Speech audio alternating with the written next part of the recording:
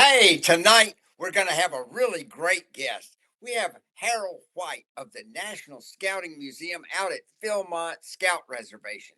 And he's going to walk us through briefly just a small portion of this massive scouting museum they have there. And we want people from all over the world to understand that you come to America and you're just driving along and you can possibly go there, you'll love it. And y'all think you're going to love today's presentation, whether you're watching us on YouTube or listening to us on Spotify or whatever you're doing. Just tune in, turn on, and you'll love it. All right, take it away.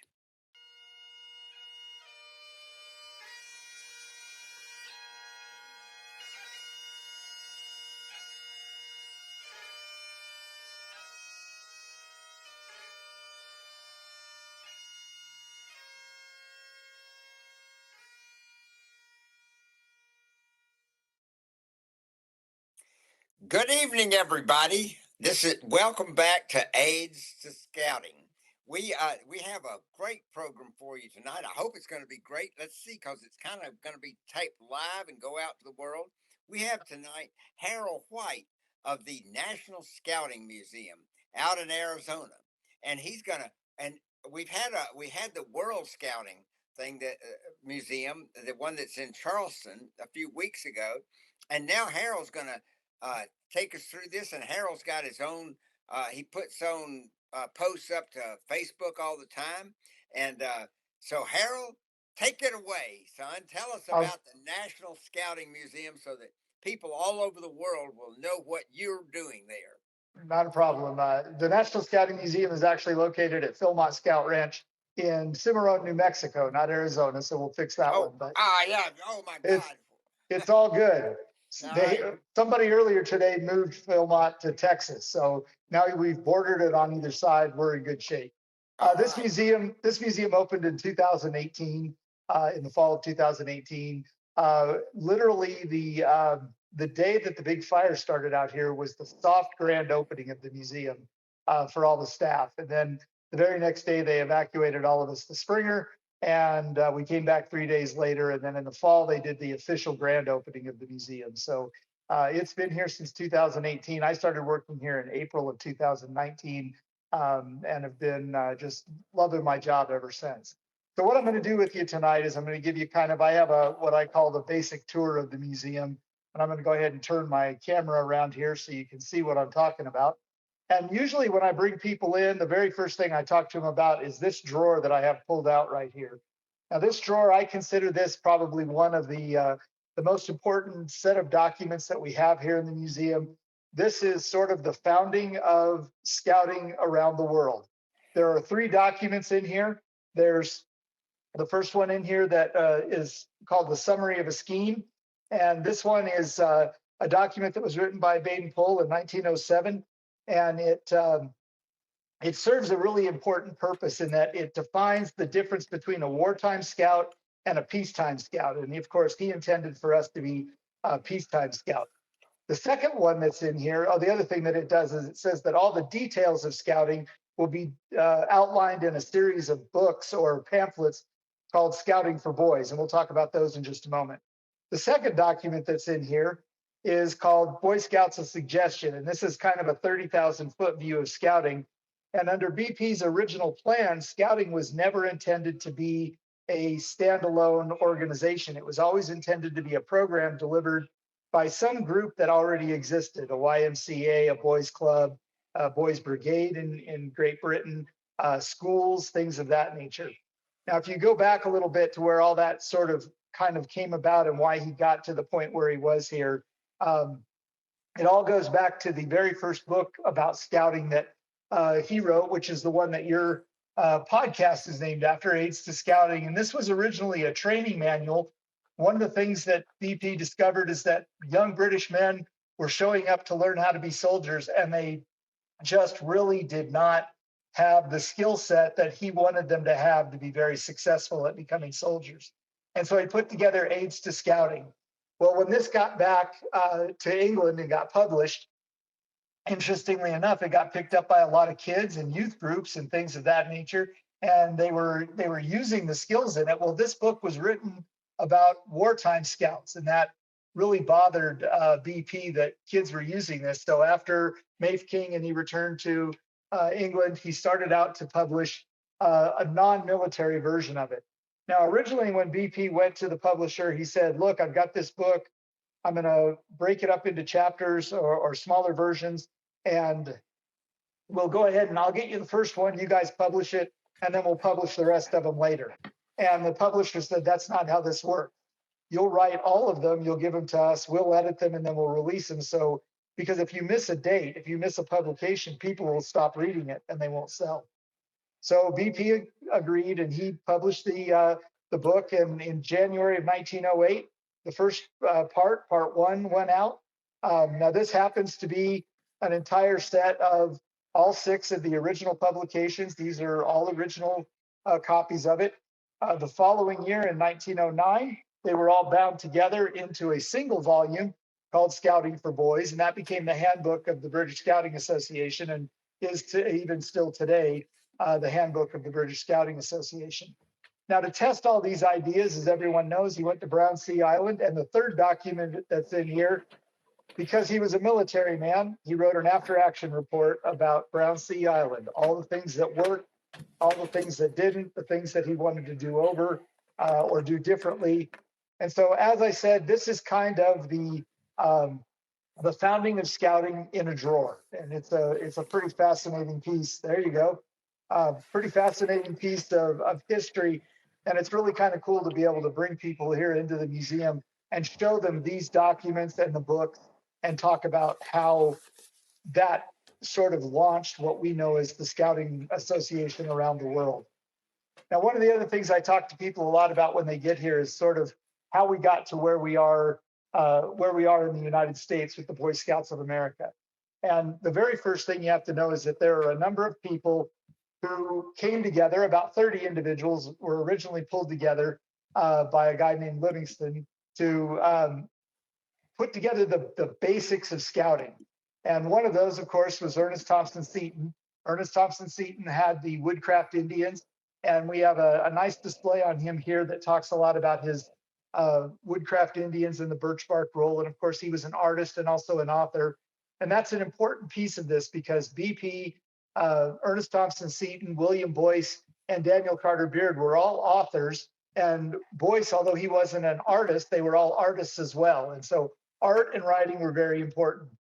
William Boyce, of course, is the individual that we credit with bringing scouting to the United States. There's some debate as to whether he actually saw fog in London and the whole story of the Good Turn. It's a great founder story, but it may not be totally based in fact.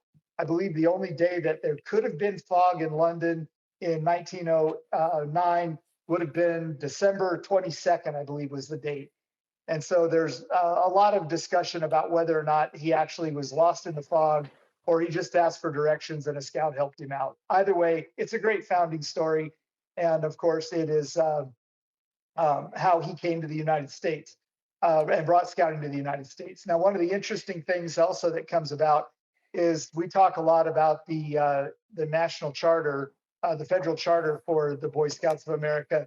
William Boyce wanted a federal charter in 1910, and every year from 1910 to 1916, we applied for a federal charter. Now, the reason that a federal charter was not granted in 1910 has nothing to do with the need or any of that kind of issue. It's purely a legal reason. They did not grant a national charter in 1910 because the District of Columbia, where he registered incorporated the organization, was allowed to actually publish articles of incorporation, which is something that they were not allowed to do prior to that. And so a federal charter was the only way you could be a national organization like Scouting. With the need, or without the need for that, they just issued articles of incorporation. And when, of course, then in 1916, we did actually get our federal charter. And then, of course, there's Daniel Carter Beard, who was also an artist. He had the Sons of Daniel Boone. Two of the things that are kind of interesting when you talk about Seton and Daniel Carter Beard and how they got involved in the organization, the important thing that they brought to the organization was credibility They were both well known, both as outdoorsmen and frontiersmen, but they had organizations that had bodies, and membership was key in those early days. William Boyce enrolled every one of his newspaper boys into the Boy Scouts of America when it was first founded, whether they wanted to join or not. There were 30,000 kids right in the starting gate. The Sons of Daniel Boone brought several thousand more, and of course the Woodcraft Indians brought even more of those. And the Woodcraft Indians, believe it or not, are very, very popular today in Eastern Europe, Czechoslovakia, Poland, places like that. England has Woodcraft Indian groups. There's one chapter, if you will, left in the United States that still draws its heritage back from the original Woodcraft Indians, and that chapter is found in Los Angeles. So, kind of an interesting little side note to the history of that. Well, as I mentioned, they're all authors. One of the things that they knew they needed to have straight away was a scout handbook. And so they got Ernest Thompson Seton to take a bunch of his articles that he had written for Scribner's and Ladies' Home Journal and some of these other magazines and combine them with Scouting for Boys and a little bit out of the Boy Pioneers and his birch bark roll, which is this one down here. He put all of those together and published what is commonly referred to as the original edition of the BSA handbook. Now you'll see multiple versions of the cover of this. There'll be ones that have both Seton and BP's name on them. They'll have prices at the bottom, no price at the bottom. They're just variations of the original handbook. But there's one that only has Seton's name on it. And that one was published in 1915 after he left the Boy Scouts. So that one is kind of one that he published on his own once he was no longer a part of the official organization.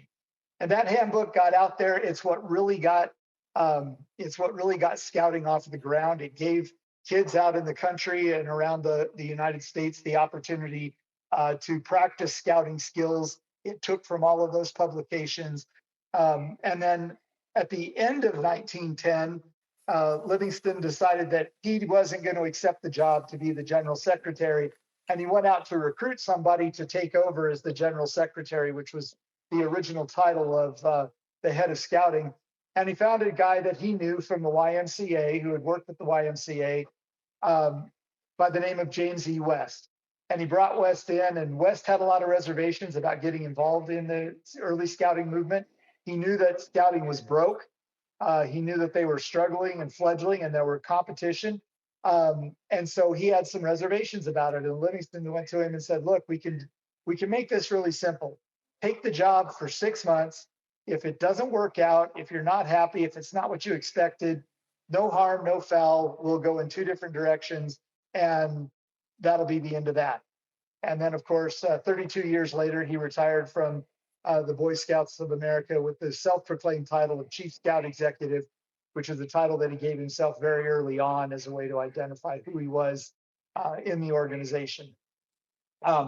As much as James E. West brought to the organization the structure and the bureaucracy and all of the things that made scouting successful on the business side, there was another young man who came around in the 1920s by the name of Bill Hillcourt, or Green Bar Bill. And Bill brought to the program side what West brought to the management side, if you will. And so Bill was from Denmark. He was a scout. His brother Harold gave him in 1910 a Danish copy of Scouting for Boys, or the Scout Handbook.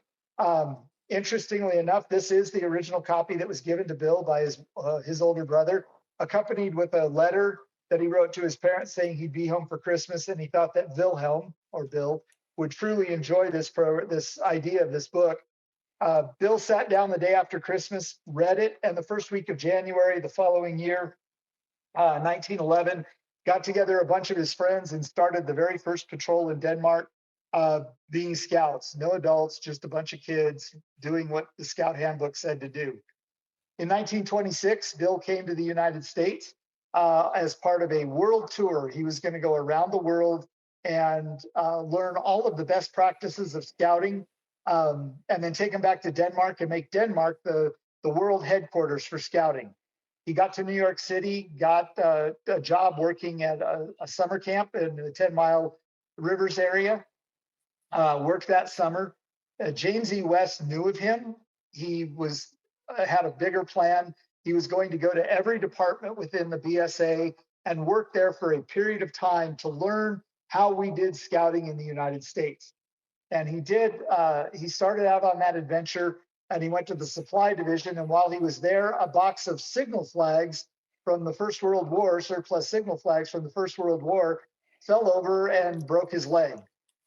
And while he was convalescing, he was picking up his mail from the national office in New York City.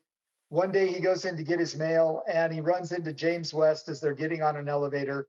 West starts to talk to him. He knows, of course, who he is and what he's doing.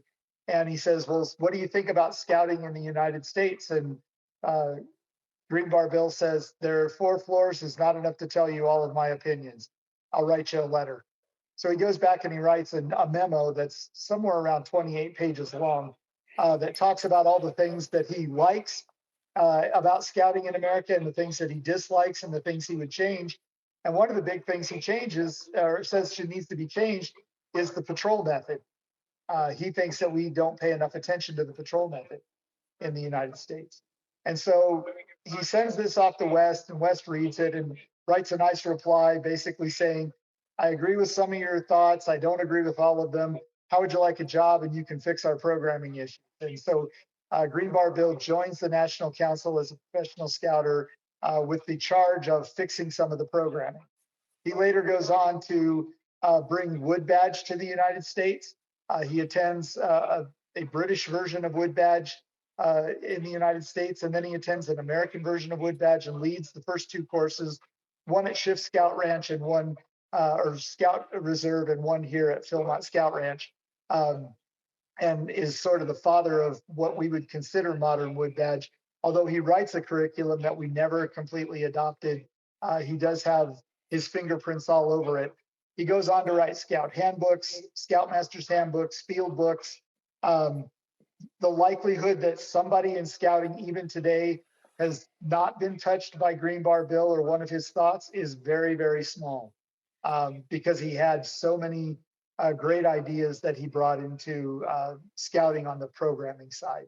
And so this section of the museum over here, we refer to this as the Founders Corner.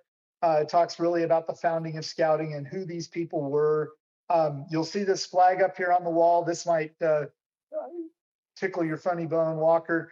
This flag was BP's personal ensign that flew at Mafeking. It flew over the hotel that his headquarters was in. It later flew. There's a famous photograph of Brown Sea Island where BP's standing in front of a white kind of pyramid shaped tent.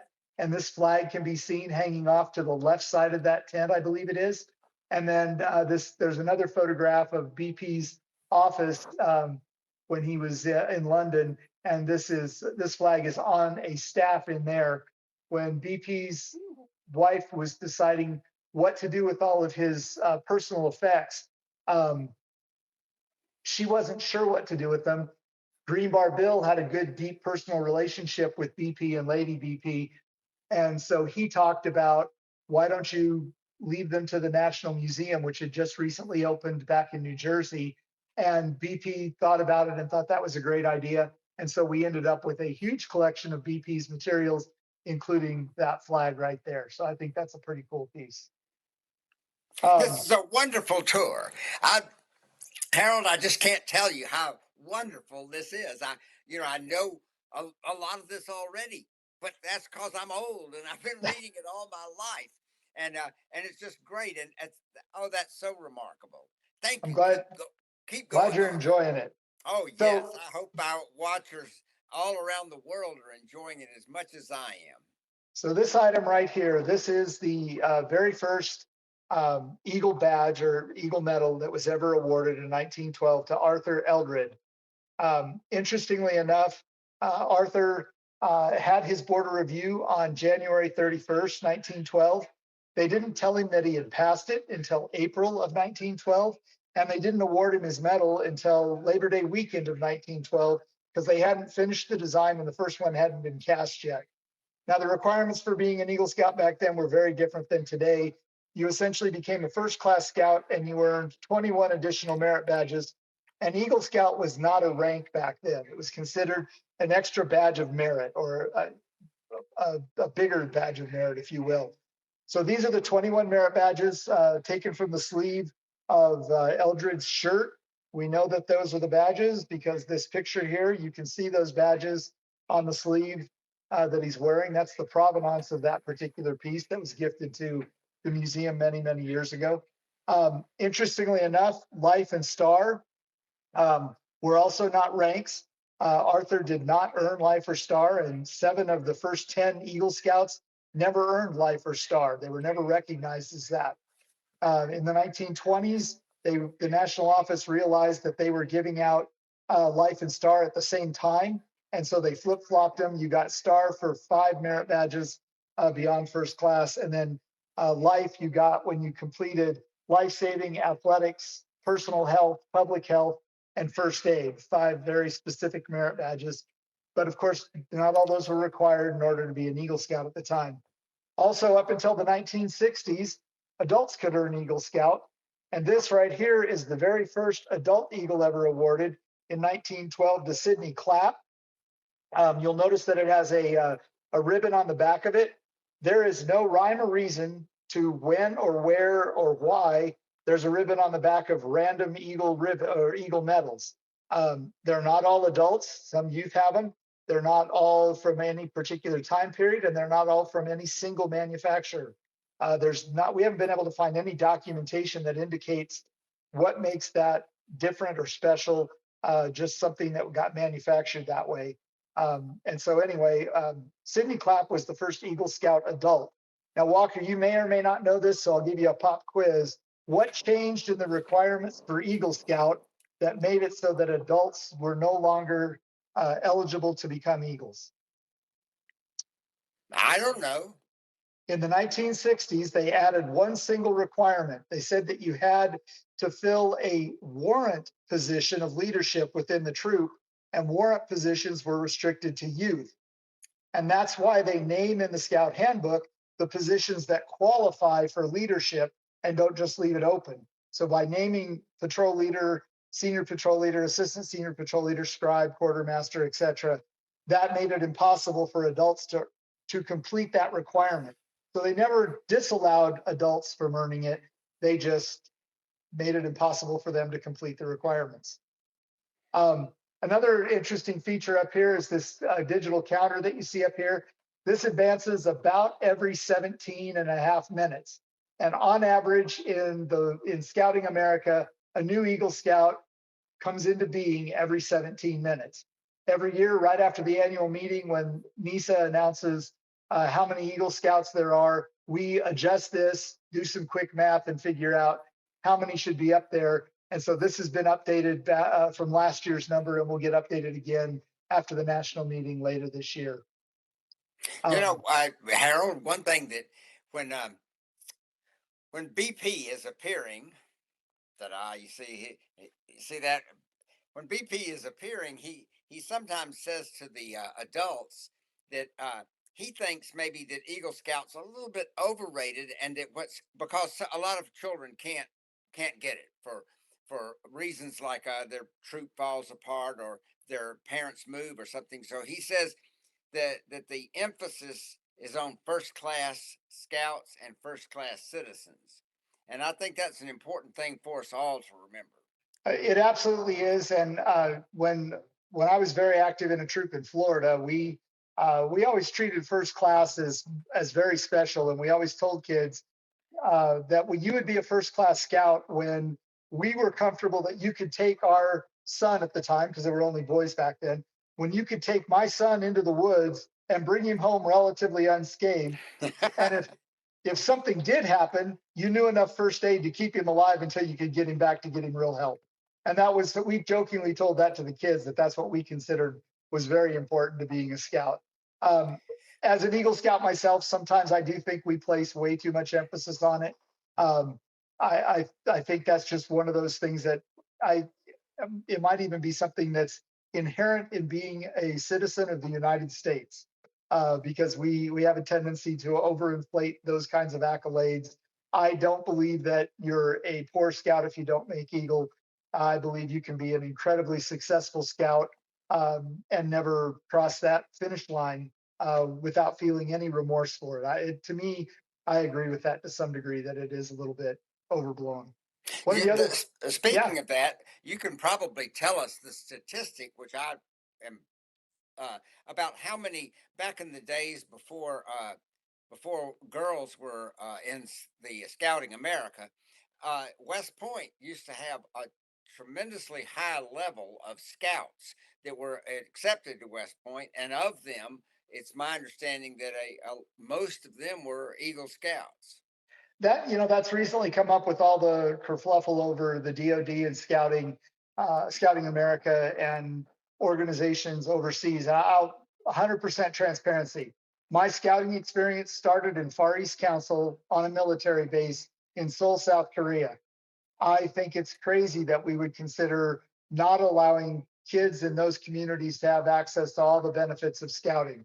I can trace almost everything amazing that has happened in my life to an event in 1972 on a military installation. So that being said, I tend to agree with the notion that there are probably a disproportionately large number of Eagle Scouts at West Point and at the Naval Academy and even the Air Force Academy. Every summer out here, we have what we call the Academy Ranger Program, and we bring cadets from those three institutions as well as the Coast Guard Academy occasionally that come out here, and the vast majority of them, the males anyway, are Eagle Scouts. And now that women and young ladies are able to earn Eagle, we're starting to see a few of them trickle in too through that program that were active in their local programs around the country. Speaking of female Eagle Scouts, this young lady right here, Katie Hunter, was a member of the inaugural class of Eagle Scouts in 2020. And she was coming out here on a trek, and she reached out to me via email and said, "You guys have the very first Eagle Scout ever issued on display. I believe you should have one of the Eagle medals from the inaugural class of Eagle Scouts, female Eagle Scouts, on display as well." And I agreed with her. So she came out here and presented her Eagle medal to us, and we did a little ceremony with her to accept it, and it was on display. And it's on display now, as you can see. Now, the interesting thing about this, if you look, it's missing the little knot hanging from the second class emblem up there, the scroll. On her way here, that emblem fell off in one of the airports. Now, we offered to repair it and restore it to its original uh, condition. And she looked at it after she gave it to us and she said, "You know what? That's how I donated it. That's how it should be on display." And so, as you can see, the knot is not there. And we've maintained her wishes in keeping it the way that she donated it to us. One of the other things that appears in this um, particular case are the original merit badge sashes. The merit badge sash didn't come around until 1924.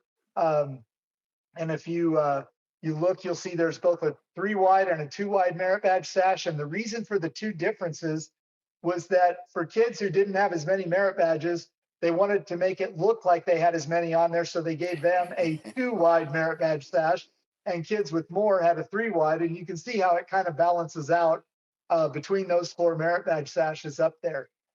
Speaking of merit badges, one of the things we talk to a lot of scouts about when they come out here is we have a display that shows, well, currently it's missing 3 merit badges. I need to update it, but it shows all of the merit badges that have been available throughout the history of scouting.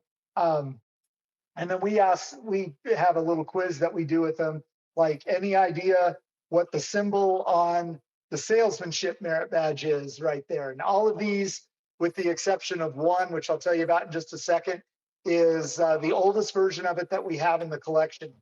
And the salesmanship merit badge, most people don't get this one. You might, Walker, as a lawyer, but that those dashes that you see there represents the dotted line at the bottom of a contract. Sign Ah, on the dotted line. you know The this one that, this kind of yeah, reminds me of when I was a scout. We had those old merit badges that were printed on a piece of cloth, and it was always kind of difficult to sew uh-huh. them on to shirts or merit badge sashes, and the modern ones with the, like we see that bird study right there. Yeah. Those are so much easier to sew on. Now, another interesting one up here is the original insect life merit badge has a spider on it, which is an arachnid, not an insect. And so in I think it was 1927, they changed it over to an aphid, and it's been an aphid ever since. Another one that's got kind of an interesting story is the stocking merit badge. One of the original 57 merit badges available, and it was about tracking animals and things like that in the out of doors. In 2010, we brought 4 merit badges back to help celebrate the centennial. One of them was supposed to be the stocking merit badge, and someone on the committee said, "You guys do realize that today stocking's a felony, not an activity." And so they took the emblem from stocking and the requirements, but they changed it to tracking for that particular period of time. Well, Um, that's why we call our podcast and our group, we call it Aids to Scouting with an E, AIDS, so that on searches on the search engines it won't be confused with a disease. Right. So, I so that's totally understand. yeah. Totally understand that. There's a couple others up here that have got interesting stories to them. The Colonial Philadelphia Merit Badge. It was only available in 1975 and 1976, and you had to be a registered member of the Greater Philadelphia Area Council to earn it. It did not count towards advancement except for Eagle Palms. You could count it towards earning an Eagle Palm, but nothing else. The other merit badge I was going to mention to you about, the one that we don't have the oldest version of it on display, is the Weather Merit Badge. And this one's got kind of a funny story. When they were going to introduce the Weather Merit Badge, they went to the guy who designs merit badges and they said, "We're doing the Meteorology Merit Badge. Do you know what meteorology is?" And he said, "Of course I do. Meteor, stars, ology, study of." So the original Weather Merit Badge had a shooting star on it. That lasted for that lasted until the supply ran out. They put a weather vane on it. It's been the weather vane ever since. So we do have this display on merit badges here. We talk about merit badge pamphlets with the kids and different types of merit badges. We show them some things like back in my day, the skill award program that was available for young scouts. Now all these requirements have been spread out from tenderfoot, second class, and first class. Kids are amazed at those little belt loops. We have a very nice display on uniforms, various uniforms over the years. Over here, we have an original 1910 uniform, including the hat. I believe there's only 2 of these hats known to exist still out in the world. One of them's here. This is the 1912 hat, and that's the only known sample that we know of it. And of course, these are the uniforms that a scout would have worn back then, all the way down to the official scout shoes and the pooties that this particular scout is wearing. Pooties, tall socks, and oh shoot, I forget the name of the other legging that you Jod, can get. Uh, Jodhpurs. Now there was another one. I'll think of it eventually. Those were all that were available for a scout to wear. And of course, we have the second oldest program available, Sea Scouting. Now, this is something you don't see very often, so I'll show you this before I go down the rest of the uniforms. This is an original 1912, actually 1919, because they didn't have an official uniform until 1919. This is an official Sea Scout jumper from 1919. You'll notice that it's khaki with a blue neckerchief and blue collar and sleeves and things of that nature. And you'll notice that this particular one has 3 stripes on it. Well, when they came about and they got the uniform that became the official Sea Scout uniform later in the program, they wanted to make sure that it wasn't confused with a Navy uniform, even though we told kids go out and get old military uniforms. If you can't afford a uniform, an old uniform would work. So what they did was the piping on the collar and the piping on the sleeve down here. A Navy uniform has 3 braids, and a Sea Scout uniform only has 2. And so this is an official Sea Scout uniform, including the Dixie Cup hat. This one happens to be from the 1930s. Of course, we've got Explorer uniforms. This one's from the 1940s. The Air Scout program, which lasted from 1942 to about 1964, 65, somewhere in there. Became air explorers at one point in time. We get a lot of kids who will come to the museum. They see Air Scouts. They get very excited, want to know how they can get involved in Air Scouts. I tell them to go on eBay, buy an Air Scout manual, and then go start a venture crew or an explorer post focused on aviation. And then, of course, we've got other uh, uh, the Explorer and the venturing uniforms that were used and available for scouts over the years. This happens to be the uniform that I would have worn in my youth when I earned my Eagle. That's the same Eagle patch that I have. This one was donated to the museum by a member of our museum task force, Tim Brown, a great scouter out of Kentucky.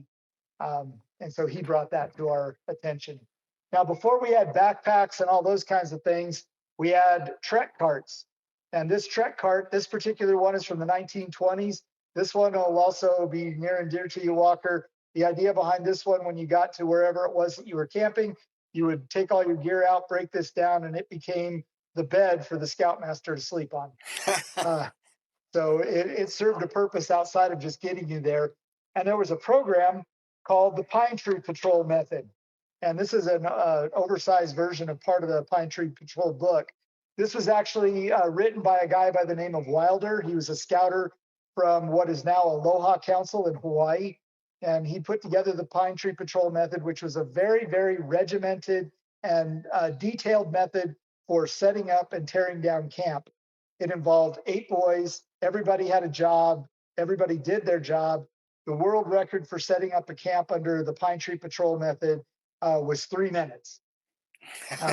A complete camp set up in 3 minutes. I think that's insane that they were able to do that. But this, like I said, is a trek cart. There's also a backpacking version of the same concept called the Yucca Patrol Method, based on the old Yucca Pack from the 1950s. And this program was very big in the teens, 20s, and early 30s. And then it kind of faded away later on. Wilder also was extremely involved in the changing or the adjustments, if you will, to turn sea scouting from what it started out as to what we kind of recognize as the modern version. He wasn't the key one, that was Keene, but he was very much involved in that whole process of bringing sea scouting to a level of maturity that it enjoys today. We also have a section in here that's all about women in scouting. Women have been involved in scouting as den mothers going back to the 30s.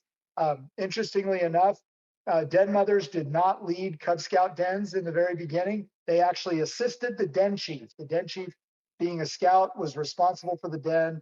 The den mother just made sure that they had a place to meet and snacks and kept the kids out of trouble. But it was really the den chief's job. And then later that evolved, and the den mother actually became the leader, and the den chief assisted them. And so we've got some kind of cool things on display, such as a silver fawn. The silver fawn was what you awarded to women at the council level.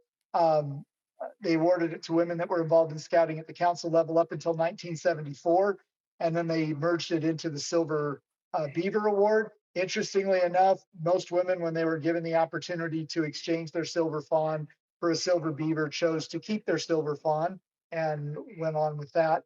Of course, we have a Oscar de la Renta 1980s Cub Scout dress. We also have one of the female scouter dresses and some of the other parts and pieces that came from that Oscar de la Renta redesign of the uniform. One of the really cool things that we have here on display are the honor medals. And the honor medals came basically in three flavors, if you will. There was a gold ribbon or gold medal on a white ribbon for extreme risk. In fact, you had to perish. Originally, you had to perish in order to earn a gold honor medal. Then they had high risk, which was on a, it was the, just drew a blank. It was on a red background, a bronze medal on a red background. And then the lowest one was the silver honor medal on a blue background, and that one was for even less risk. Now, up until from 1910, these started out at the very beginning of scouting. Up until 1910 to 1918, nobody had put in for a gold honor medal. There just nobody had applied for one. And then they were getting ready to possibly discontinue the Gold Honor Medal, and the National Court of Honor received 4 Gold Honor Medal applications in the same week. We have 3 of the 4 on display, and the 4th one will never be on display anywhere. Um, 2 of these young men earned their honor medal by saving somebody from drowning. One of them received their honor medal by stopping a runaway wagon and horses. And one of them earned his honor medal.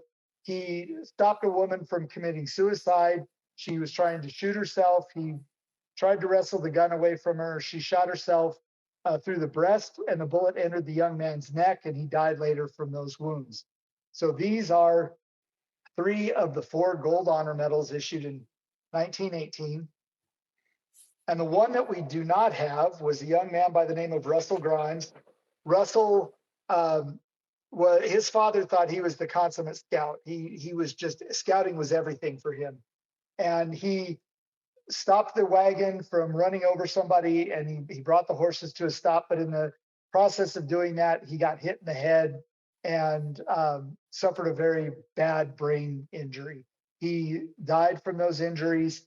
His father had him buried and was devastated. When they provided the medal to him, he had his body exhumed and the medal placed on his son's uniform that he was buried in, and had him reinterred. And so that's why that medal will never be on display anywhere. It's buried with the young man who earned it. Now, these honor medals do have a little bit of a personal touch to me.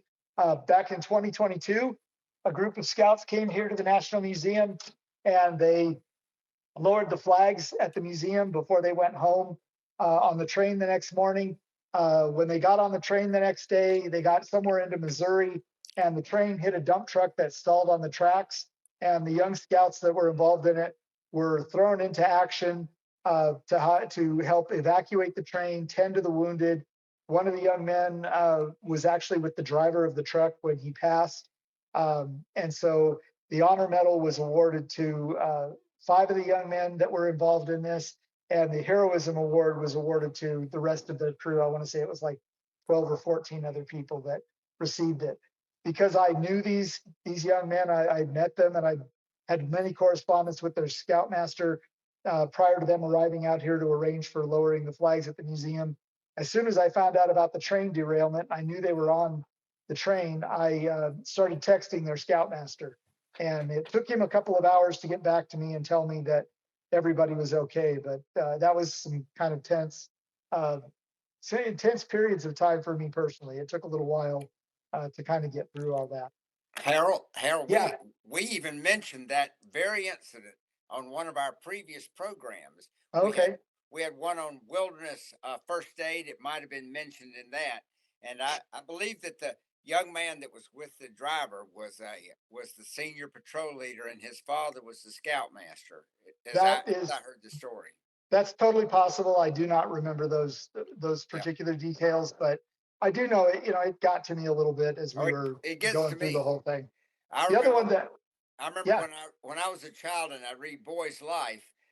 Every month they had one of the heroism stories in it, yep, and that was quite a thing. It was always something that you'd read. I remember, so can still remember some of those stories from 50 and 60 years ago. a young man that I was in scouts with in Florida, he earned a, heroism award for rescuing a couple of people from a riptide at Jacksonville Beach.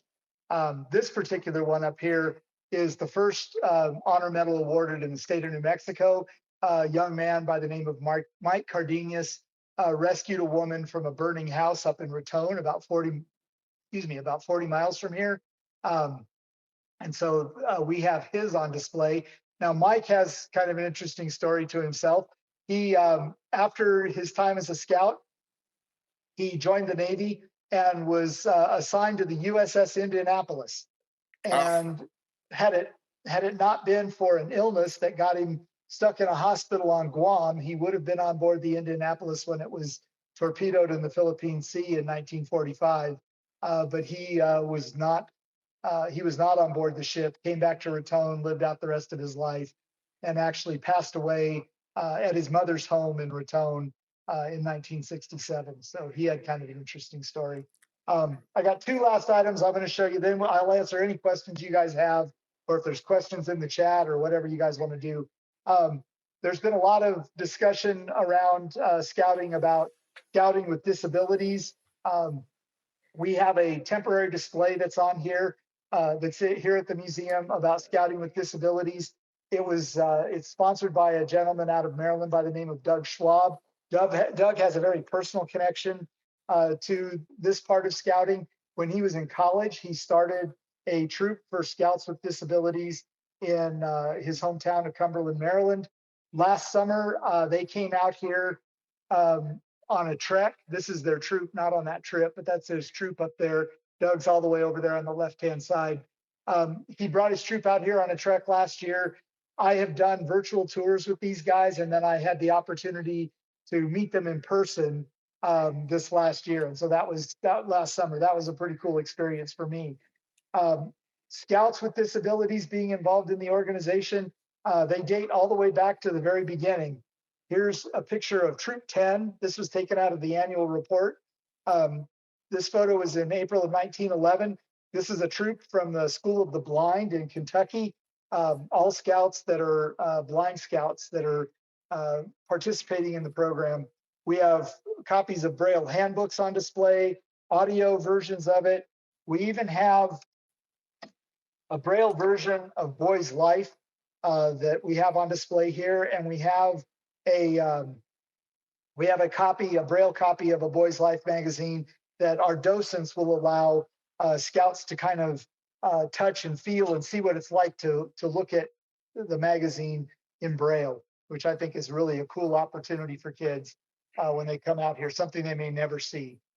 Now, the last item I'm going to show to you are these 4 trophies right here. This is 4 of the 9 trophies that the Boy Scouts of America won at the 1924 World Jamboree.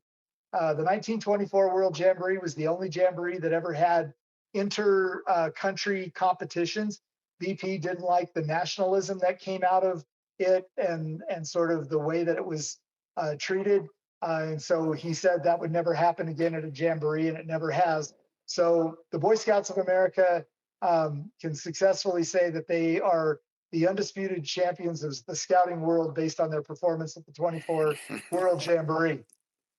They did not, contrary to popular belief, they did not win every event. They didn't even come close to that. They won enough points to take home the King's Trophy, which was the award for the best scout troop in the world. A funny story about it, on the last event that they had to participate in was a 2-day trek with an overnight stay in Denmark. And one of the boys didn't want to meet the king, and he didn't want to meet BP all nasty and sweaty after a 2-day hike. So he made arrangements for them to receive a bath right before they finished the race.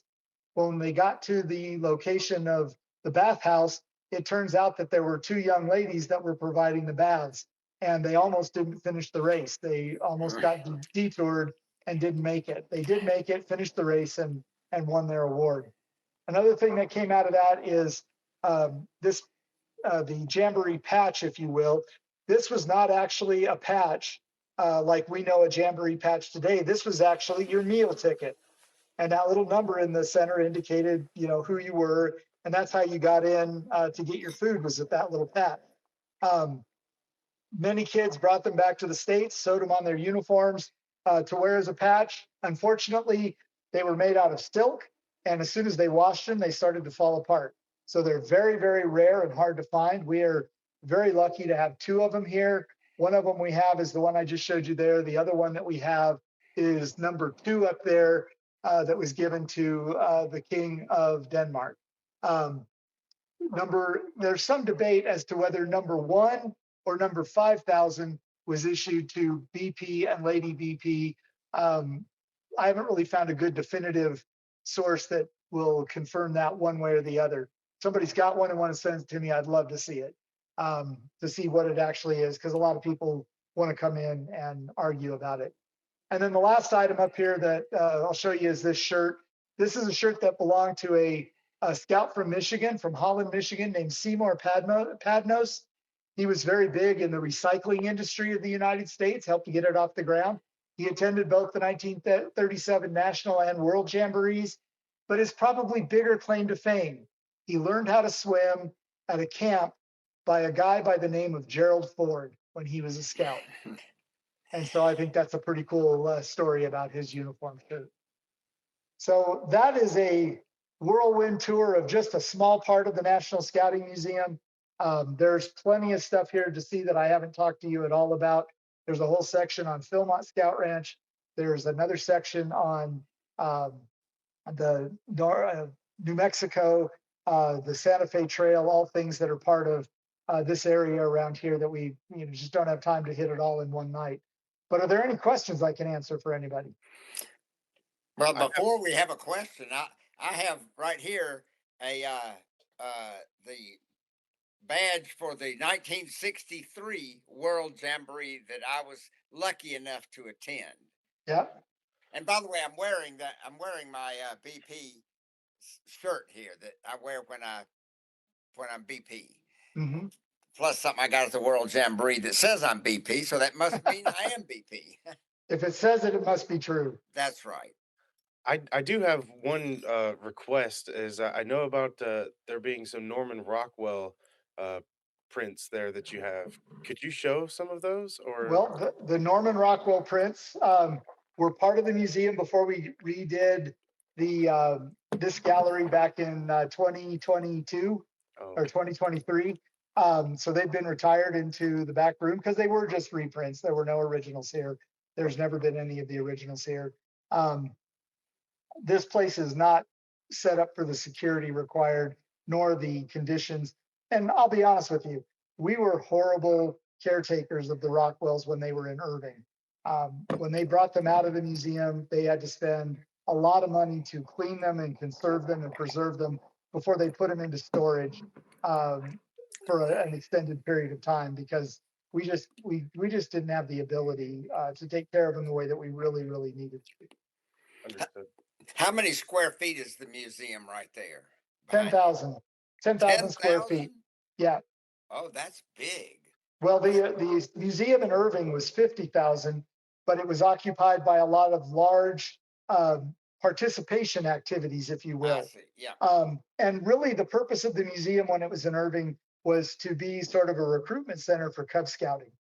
It had activities that kids could crawl around on, and it had a laser target range in it. It had a Pinewood Derby course. It had a number of things like that that were really for an age group that is not our core audience anymore. Um, we also, if you want to shoot a gun, we'll send you down the road about a mile and you can shoot at a state of the art range for airsoft, BB guns, 22s, shotguns, slingshots, archery, whatever you want to do. We don't need to put it into the museum. And if you want to go on a high adventure trek, that's all we do around here is high adventure treks. So the need for those kinds of activities just aren't there.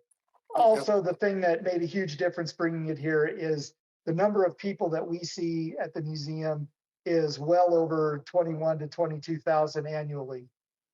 When the museum was in Dallas, it was seeing about 19,000 people, or in Irving, it was seeing about 19,000 people a year. So just being here gives us a better shot at getting more people. And we know that about a third of our audience that comes in, a quarter to a third of our audience that comes in, are people that have nothing to do with scouting.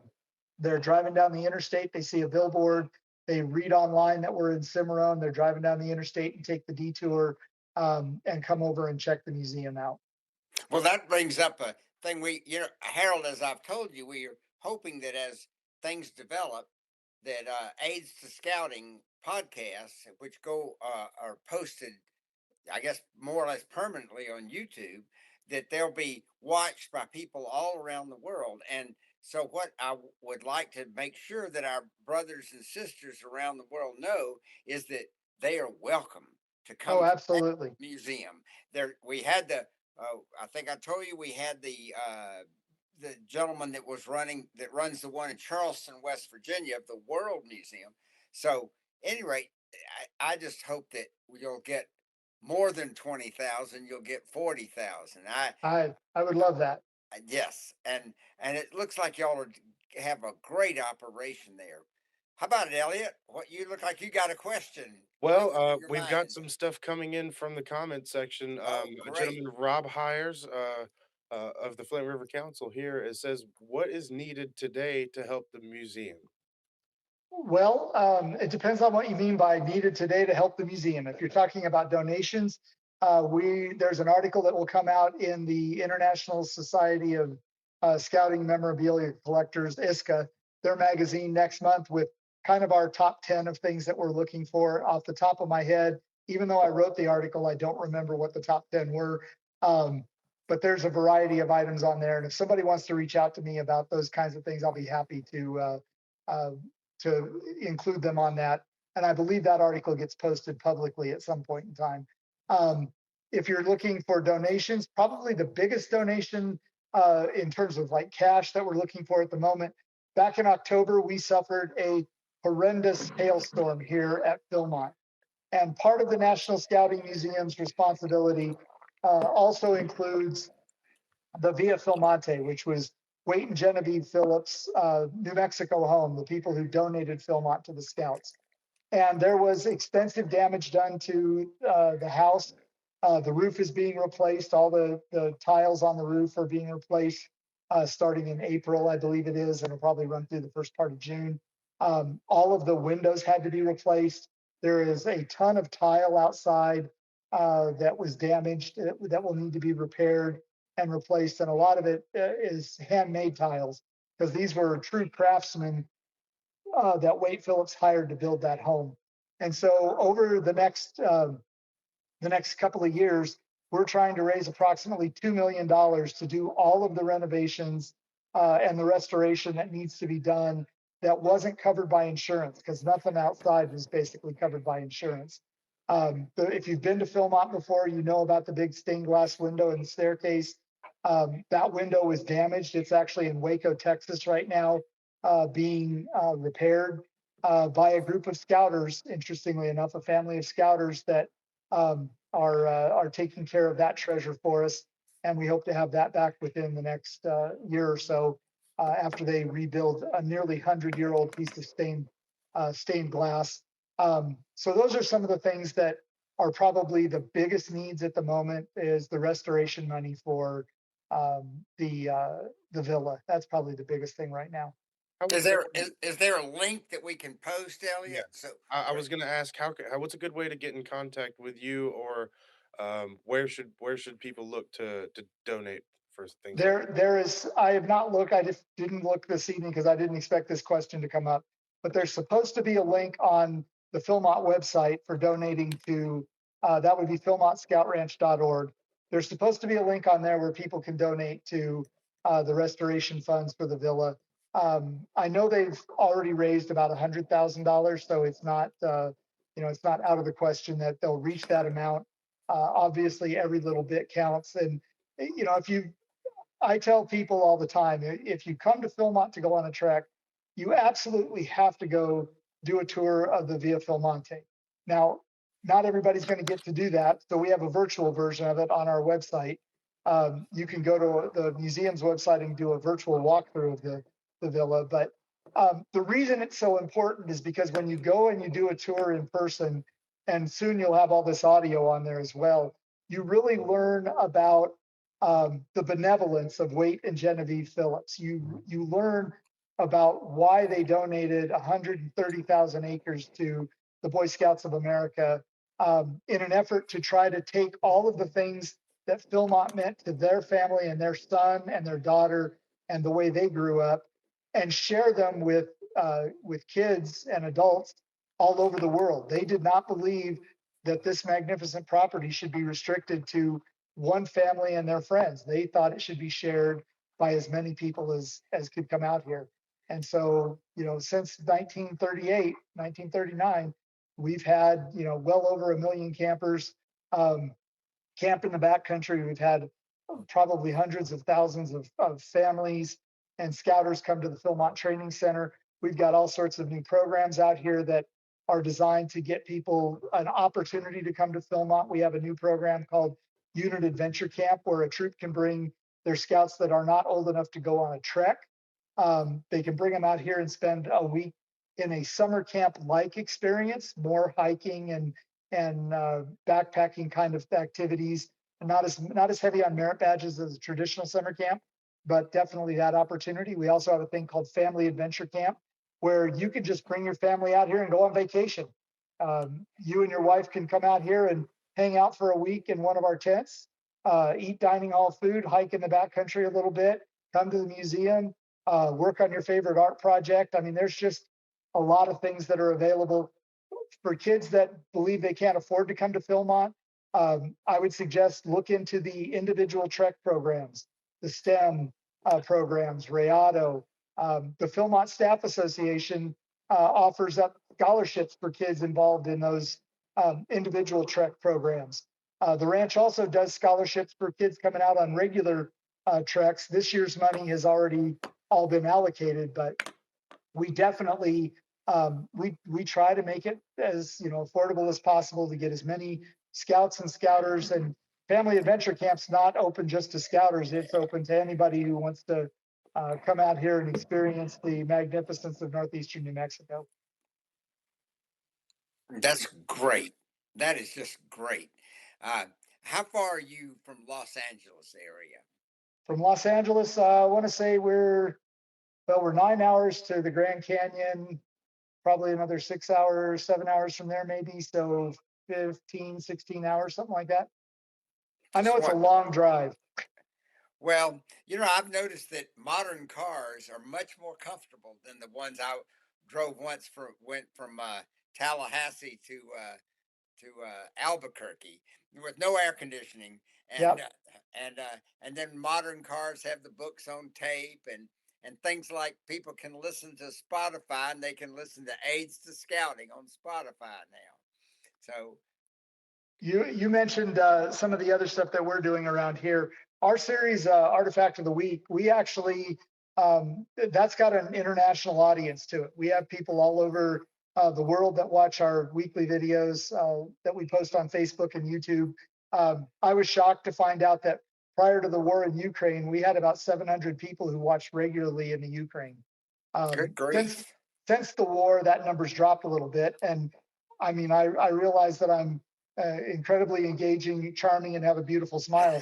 But I do not beat a war, so I get that. Yeah. But yeah, we have viewers all over the world: China, Egypt, South Africa, and then of course all over the United States, which is kind of cool.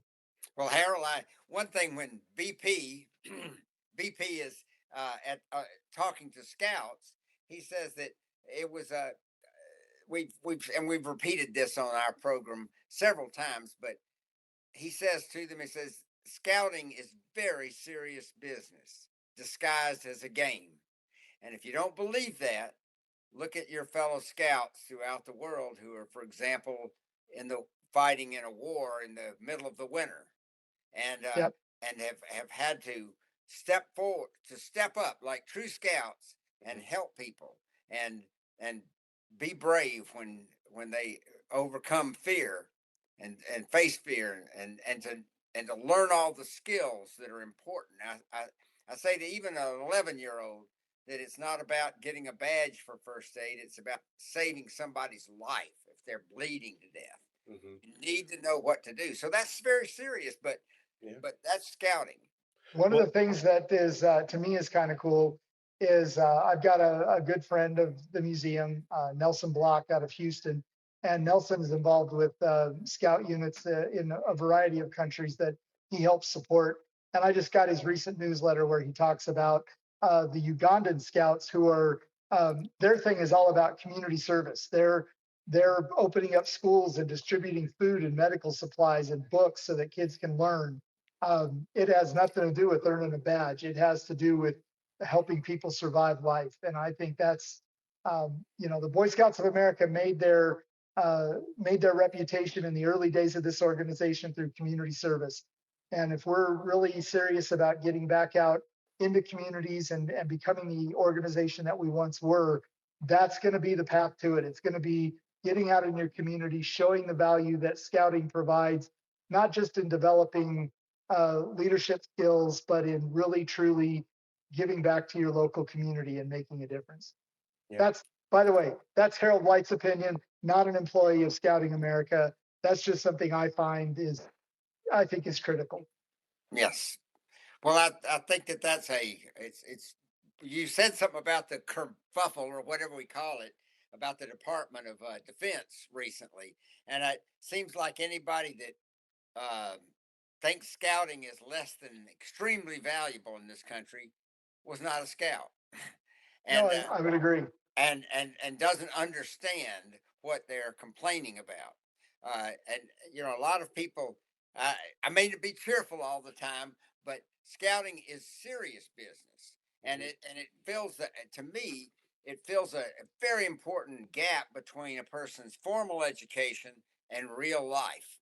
And in fact, I kind of consider scouting more important than schooling. So that's just a prejudice on my part, but I've been involved in scouting one way or another since I was 6 years old. Mhm. We spoke earlier about the train incident, and and the heroism award and those and that type of thing. And we had a comment that said that that's the actual intention of scouting is to be prepared for situations like that and situations of the more mundane. But being prepared, being a first class scout and a first class citizen. The Rob Hires, who asked a question earlier, also said that that heroism on the Boys Life magazine, the heroism page, that's what kept him in scouting for all those years. And then That's cool. we do have one more thing. You are the program specialist for the National Scouting Museum. The program specialist for the Flint River Council asked here, you're not prepared for this question either, is how can we start a camp museum for our camp and our council? We'd be happy to help you do that. The first thing you got to do is start gathering up stuff. And the single most important thing, any museum, this is the single most important thing. This is what separates a museum from a collection: Mhm, the story. I mhm, told you the story about a shirt back there by a guy that was involved in scouting back in the 30s. mhm. The story is what makes that shirt interesting. Otherwise, it's just one of a million scout uniforms that are out there. Yeah. So the story is key. So develop the story and then find the artifacts to support the story. If you reach out to me here at the museum, and my information is available in a variety of places, so you can get me by email or you can call the museum. I'll be happy to talk to you. We definitely would be happy to give you some guidance, some advice, try to help you get started, connect you to people that can help you that are much closer than you are than we are to you, that are experts also in museums and collections and things of that nature. Um, yeah, if we could get more scouting museums started around the country, that would be very awesome, because the story is not just the National Scouting Museum, but it's the local scouting experience and what scouts have meant to that community.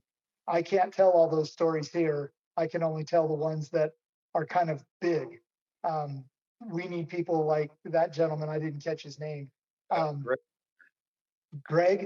Yes, sir. Greg. We need people like Greg to tell the story of the kid down the street from him who made a difference in their community, whether it was yesterday or in 1922. Those are the stories that are going to propel scouting. Wonderful. Thank you so much. Thank you ever so much, Harold. This has been great. We might even have to get you back for an encore performance in the future, because it's just maybe sometime when when your museum's full of scouts and you can Yeah. drag one up to the camera and have him tell about all that scouting's done for him. Or maybe I'd be happy. What's that? we'll come visit you. I was Yeah, going to say, you guys can come out, do a road trip, do a couple of episodes out here. We'll help make that possible for you. Get you set up out at the training center. I can promise you a small tent and dining hall food. That's about it. sounds good to me. That's a lot. That sounds By great. by the way, Elliott, you share the same name as Wade Phillips' son, Elliott Phillips, Name. who they called him out here Chope. The Mexican Cowboys named him Chopito, and the family called him Chope. Wade Phillips. One of the reasons Wade Phillips donated all this land to the Boy Scouts was Chope wanted to be a rancher, and his dad had no interest in him being a rancher. He wanted him to go into either banking or oil or something that was a little Sure. different than ranching. Um, and Elliott, he grew up, went to war during World War II, served in the I believe it was the Army Air Corps, um, and then came back. And his father had given away this property, so he bought a ranch down by Las Vegas, New Mexico, and became a rancher. And he used to visit out here pretty routinely up until he passed in 2015. So you got a good namesake. Now you got to come out and find out what the other Elliott's like. I would love to do that. I would love to do just that. All right. Well, Harold, we could talk all night. That's what we say every time we have one of these episodes because we have such great people like you on here. And so, thank you ever so much, and thank you for carrying on all those stories and of scouting. Yes. And also, I love your presentations and your artifact of the week and all that. So that's just great. Yeah, And more people. I check them out because there's almost 250 of them now. And in fact, when I get done here, I'm going to go back and finish the last piece of this one on uniforms, adult uniforms, and then next week we'll wrap up uniforms with some just tidbits about uniforms. Like, did you guys know that back in the day you had to show your membership card to buy a uniform? no, I No. That didn't. was that was a requirement in the early days. You had to show your membership card to buy a uniform.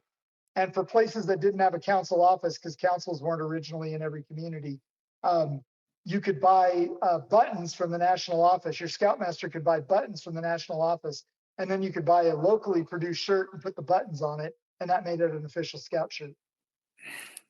But we'll talk more about that next week. Sounds great. All right. I want to Thank say you. Yeah. What, I just Elliot? wanted to say thank you to everyone who's watching right now. Greg says, thanks for sure. We'll definitely have an amazing story at Thunder. That's our local council camp. Mr. Hires says, great job. And he learned that adults can go to Philmont and families can go to Philmont. So thank you for everything. This has been absolutely wonderful. Thanks everyone for watching and joining us on another episode of Aids to Scouting. Walker, take it away. Oh, that's. I don't have to take it away. It's been great. Thank you, Harold. You Appreciate it. bet.